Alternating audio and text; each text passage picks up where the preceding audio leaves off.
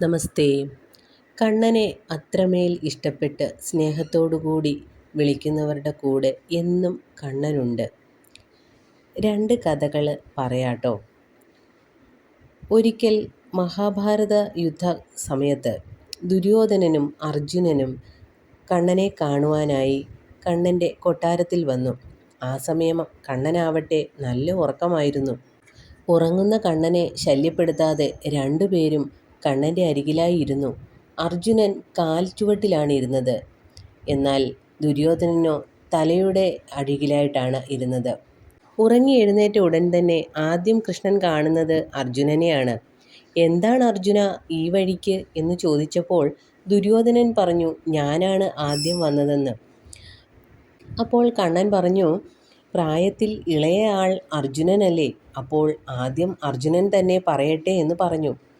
അപ്പോൾ അർജുനൻ പറഞ്ഞു, "കണ്ണാ, യുദ്ധം തുടങ്ങുകയല്ലേ, അങ്ങ് ഞങ്ങളുടെ ഒപ്പം ഉണ്ടാവണമെന്ന് അറിയിക്കാനാണ് ഞാൻ വന്നത്" എന്ന്.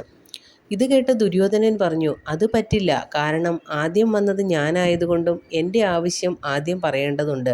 യുദ്ധത്തിൽ കൃഷ്ണൻ എൻ്റെ കൂടെ ഉണ്ടാവണമെന്ന് ദുര്യോധനനും നിർബന്ധം പിടിച്ചു."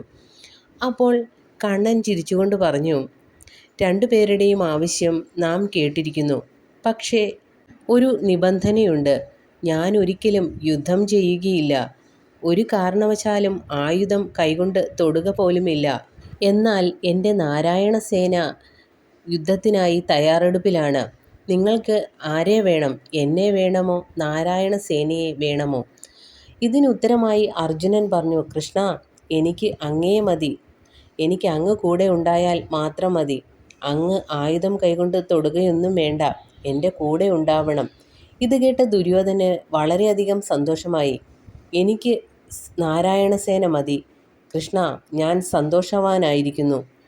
കണ്ണൻ കൂടെയുണ്ടായിരുന്ന പാണ്ഡവർക്കാണ് മഹാഭാരത യുദ്ധത്തിൽ വിജയം കൈവരിക്കാൻ കഴിഞ്ഞത്. കൃഷ്ണൻ എവിടെയുണ്ടോ അവിടെ ജയമുണ്ട്. മറ്റൊരു കഥ കൂടി പറയാം. പാണ്ഡവരും കൗരവരും തമ്മിൽ ചൂത് കളിച്ചു. ചൂതിൽ തോറ്റ പാണ്ഡവർക്ക് വനവാസം അനുഷ്ഠിക്കേണ്ടതായി വന്നു. വനവാസ സമയത്ത് പാണ്ഡവരുടെ ഒപ്പം അനേകം ആൾക്കാർ ഉണ്ടായിരുന്നു. അവർക്കായി എന്നും അന്നം കണ്ടെത്തുവാൻ യുധിഷ്ഠിരൻ നന്നേ വിഷമിച്ചു. സൂര്യദേവനെ പ്രാർത്ഥിച്ചു. സൂര്യദേവൻ ഒരു അക്ഷയപാത്രം യുധിഷ്ഠിരന് നൽകി. ദ്രൗപദി ആഹാരം കഴിച്ചതിന് ശേഷം മാത്രമേ ആ പാത്രം കാലിയാവുകയുള്ളൂ എന്ന് അനുഗ്രഹവും കൊടുത്തു. അക്ഷയപാത്രത്തിൻ്റെ കഥ ദുര്യോധനൻ്റെ ചെവിയിലുമെത്തി. വനവാസകാലത്ത് പാണ്ഡവർക്ക് ഒരു തരത്തിലുള്ള ബുദ്ധിമുട്ടും ഇല്ലെന്ന് കണ്ട ദുര്യോധനൻ ഒരു ദിവസം തൻ്റെ കൊട്ടാരത്തിൽ വന്ന ദുർവാസാവ് മഹർഷിയെ വേണ്ട വിധത്തിൽ സൽക്കരിച്ച ശേഷം പാണ്ഡവരുടെ അടുത്തേക്ക് പറഞ്ഞുവിട്ടു. ദുർവാസാവ് മഹർഷിയും ശിഷ്യഗണങ്ങളും പാണ്ഡവരുടെ അടുത്തേക്ക് എത്തിയപ്പോഴേക്കും ദ്രൗപദിയുടെ ഊണ് കഴിഞ്ഞിരുന്നു. ആകെ വിഷമിച്ചു പോയ ദ്രൗപദി എന്തു ചെയ്യണമെന്നറിയാതെ ദുഃഖിതയായി നിന്നു. യുധിഷ്ഠിരനാകട്ടെ മഹർഷിയെയും ശിഷ്യഗണങ്ങളെയും സ്വീകരിച്ചിരുത്തി. കുളി കഴിഞ്ഞ് വരുമ്പോഴേക്കും ഊണ് തയ്യാറാക്കാമെന്ന് വാഗ്ദാനവും നൽകി. ദ്രൗപദി ആകെ ചിന്താകുലയായി.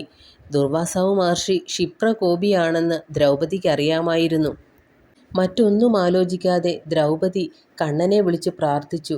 "എൻ്റെ കണ്ണ, ഇതിന് നീ ഒരു പരിഹാരം കാണണം. എന്താണെങ്കിലും നീ വേഗം എൻ്റെ അടുത്ത് വരൂ" എന്ന് മനസാ സ്മരിച്ചു.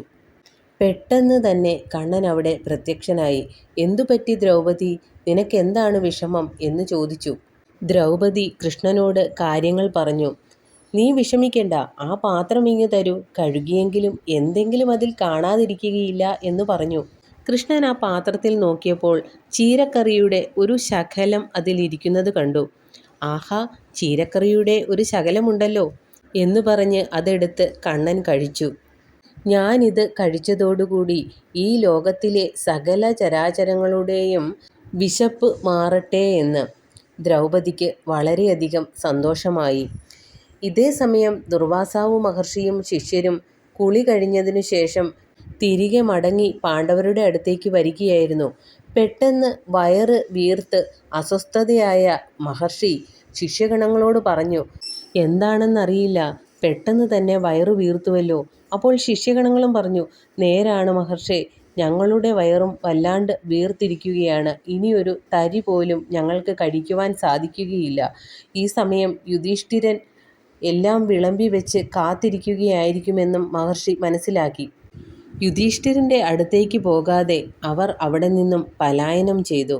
ഇതിൽ നിന്നും മനസ്സിലാക്കേണ്ടത്, കൃഷ്ണനെ അത്രമേൽ സ്നേഹിച്ച് കൃഷ്ണനെ ആരാധിക്കുന്നവരോടൊപ്പം എന്നും കണ്ണൻ കൂടെ ഉണ്ടായിരിക്കും.